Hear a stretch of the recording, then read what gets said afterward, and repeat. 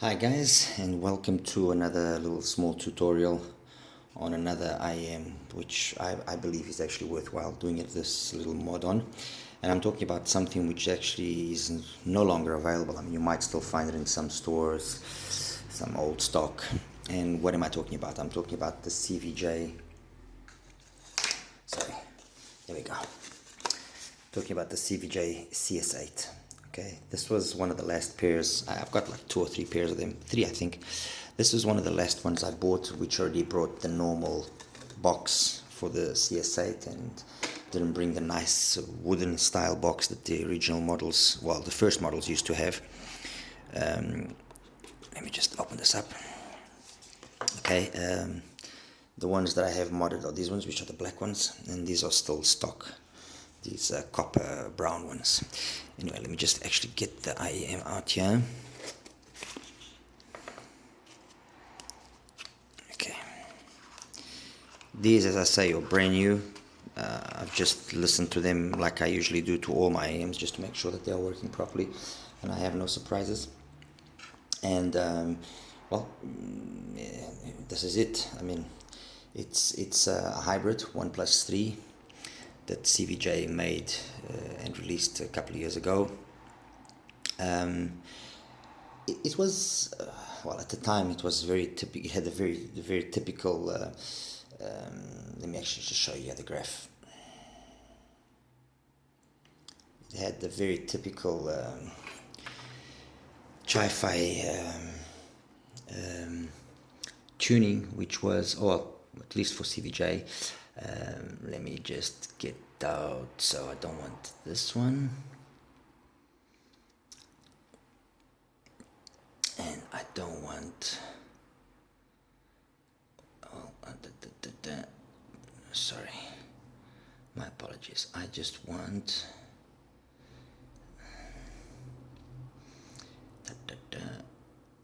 out you go, out you go. Okay, so I just want number 10, exactly. So as you can see, it wasn't a badly tuned IEM. I mean, it didn't have the typical bloat on the bass and everything. It was very, in that aspect, it was very well done. Where perhaps it was a problem for some was that area there. So above, starting at 5K and going on up, especially that 5K area there, it was a little bit too much, and some people complained about it being overly bright and so on and so forth. The fact that it had all that energy there, and this is obviously it's being pushed and can be perceived as maybe fake air or too excessive or whatever, but the fact that it had that extra over there actually made for a very detailed sound, and very lots of sparkle and twinkle and detailed retrieval capabilities and so on and so forth. But the biggest issue with it was this area here.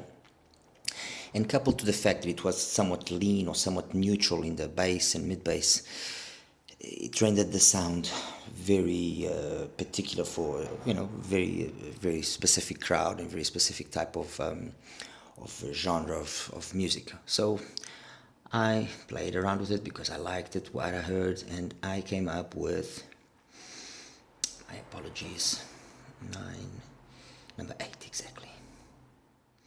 And I came up with this. So what did I do? I added a Y4. Let me just see if I can actually zoom this in a little bit more. There we go. So, okay, so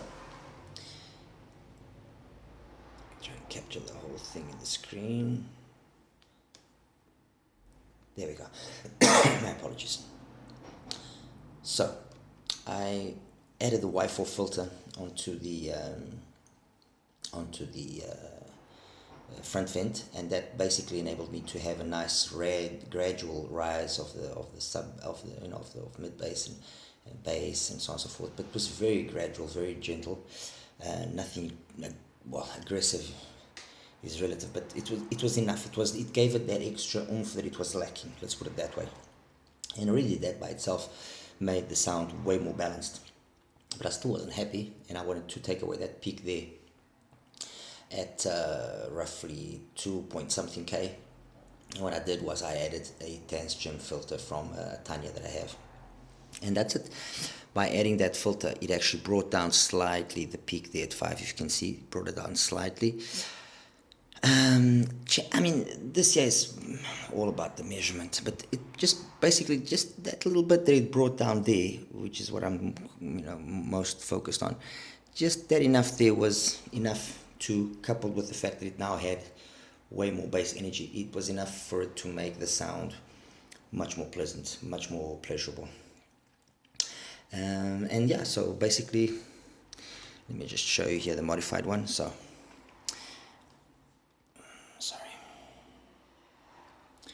there we go, modified one. As you can see, the Y4 filter there on the front vent. Very simple. I mean, it's as easy as just getting them out, taking them on, and sticking it on the hole. There's no science behind that, really.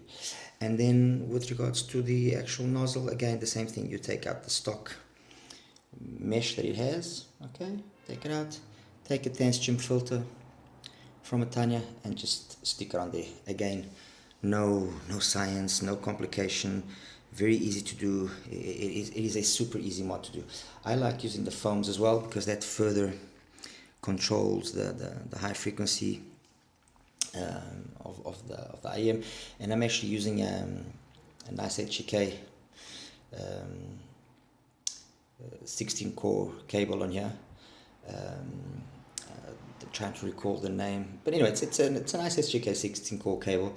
Litz, exactly. It's a Litz 8 core, nice cable, decent quality. I mean, perfect. And it just changed the whole IM and made for a very pleasurable. It makes for a very, very pleasurable listen. I mean, yes, it would be nice to further try and control that whole area there.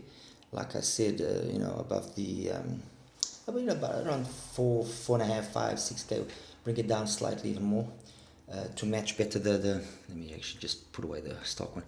Just bring down that little extra there a little bit more. Just bring it down just a tad more. It would be nice, but that can only be done either by changing the crossover frequency by changing components inside, or by then adding a filter on the actual BAs themselves, which is impossible to do in this case because they are in the nozzle and there's just absolutely no space. Besides, the whole intention of this was to be something easy.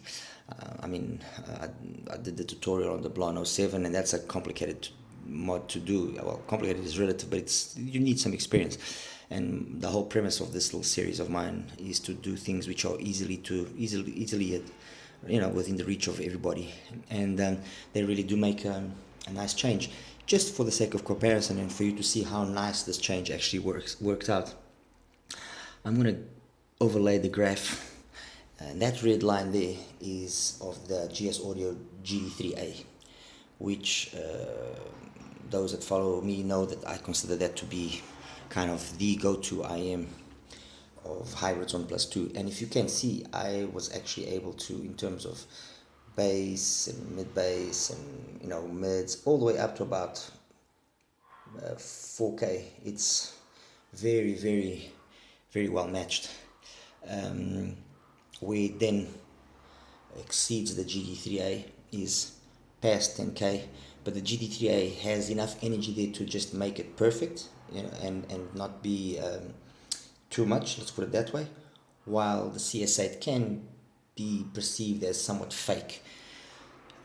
But I mean, just the fact that you can make the CS8 sound this close to a GD3A, and a GD3A is a very well sounding IM. It's a very, very good sounding IM. Honestly, for the $90 odd that it costs, it is the reference for me. It is the one to go for. There's absolutely no doubt about it. So yeah, it's for plain sight to see. Fair enough, graphs don't say everything, but I can tell you that in terms of sound, it sounds very nice. This modified CS8 compared to the stock CS8, there's absolutely no comparison possible. It's a completely different IM which sounds very nice, and I wish actually that CVJ would have would have maybe launched the CS8 Pro and done something like this to the tuning, I'm sure they would have had quite a successful. They would have had quite a successful run with it. Anyway, guys, that's it. I'm taking already too long on this video. Take care. Bye bye.